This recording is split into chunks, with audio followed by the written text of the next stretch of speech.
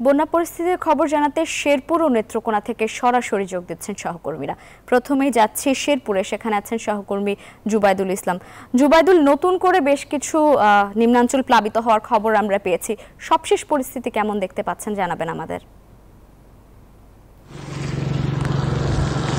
লাইভা আগের খবরগুলোতে যেমনটি জানাছিলাম, শেরপুরে কিন্তু সার্বিক বন্যা পরিস্থিতির অবনতি হয়েছে। উজানে কিছুটা পানি কমলেও নতুন করে শেরপুর সদর এবং নকলা উপজেলার বেশ কিছু অঞ্চল কিন্তু প্লাবিত হয়ে পড়েছে। এই প্লাবিত হওয়ার কারণে কিন্তু এই বিস্তীর্ণ অঞ্চলের আমন ধানের আবাদ এবং মাছের ঘের কিন্তু তলিয়ে গেছে, এতে বেশ ক্ষতিগ্রস্ত হয়েছেন কৃষকরা। এছাড়া কিন্তু এইসব এলাকার বাড়িঘরও কিন্তু তলিয়ে গেছে।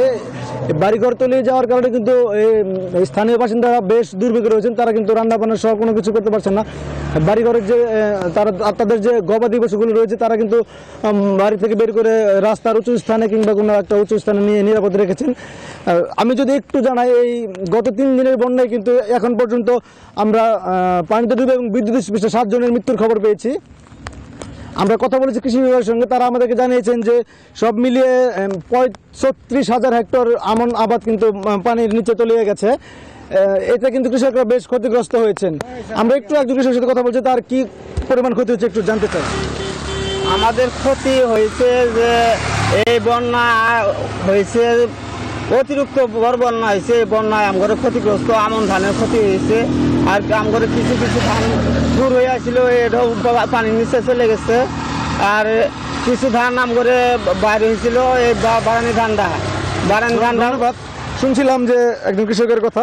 একটু জানিয়ে রাখতে চাই যে এই বন্যা কবলিত মানুষদের জন্য কিন্তু জেলা প্রশাসনের পক্ষ থেকে এনজিওর কিস্তি প্রথমবার বিকাশ পেমেন্ট করলেই 20 টাকা ইনস্ট্যান্ট ক্যাশব্যাক।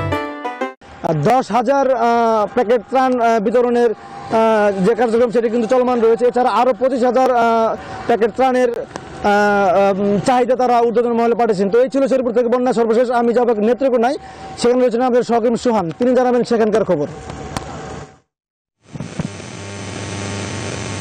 ধন্যবাদ জুবাইদুল। আপনি আসলে শেরপুর থেকে যেমনটি জানাচ্ছিলেন যে আসলে বন্যা পরিস্থিতির অবনতি হয়েছে নেত্রকোনায়, ঠিক তেমনি গতকালকে পানির তোর কিছুটা কম থাকলেও আজকে কিন্তু গত রাত থেকে আজকে সকাল পর্যন্ত কিন্তু পানির তীব্রতা বেড়েছে।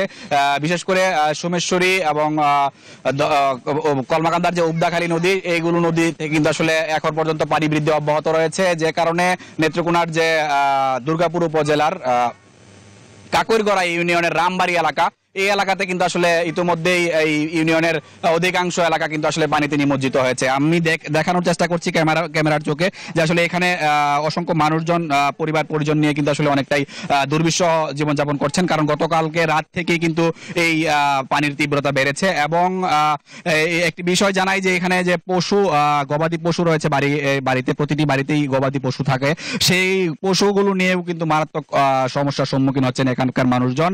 আমি একটু দেখানোর চেষ্টা করছি যে এখানে আসলে প্রতিটি বাড়িতে পানি প্রবেশ করছে। ইতিমধ্যে বাড়ির যে উঠোন এবং বিভিন্ন ঘরেও কিন্তু পানি প্রবেশ করেছে, আমরা দেখেছি।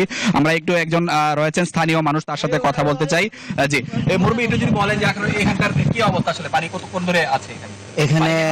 হ্যাঁ, এখনো পানি বাড়তেছে। আমাদের সোমেশ্বরী নদী থেকে পানি এসে আমাদের এলাকার যে বাড়িঘরের ভিতরে পানি ঢুকে যাচ্ছে, এবং দেখা যাচ্ছে যে আমাদের যে ফসলি জমি ছিল, যে ধান জমি ছিল, সবার ধান লাগানো হয়েছিল, তো এই ধান সবার পানির নিচে তলিয়ে গিয়েছে। এবং এই এলাকার মধ্যে প্রায় 90% ঘরের মধ্যে পানি ঢুকে গেছে। 10% হয়তো কিছু আছে, এগুলো কিছুক্ষণের মধ্যে ঢুকে যাবে। এবং না, এই এলাকার মধ্যে এখন পর্যন্ত আমরা কোনো সহায়তা দেখিনি।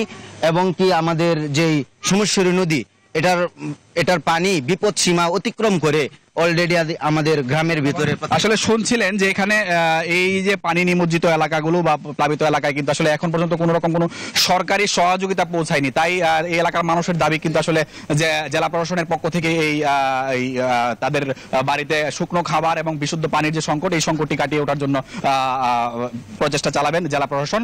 এই ছিল কিন্তু আমার কাছে নেত্রকোনার বন্যা পরিস্থিতির সবশেষ পরিস্থিতি। লাবিয়া। সোহান, ধন্যবাদ আপনাকে।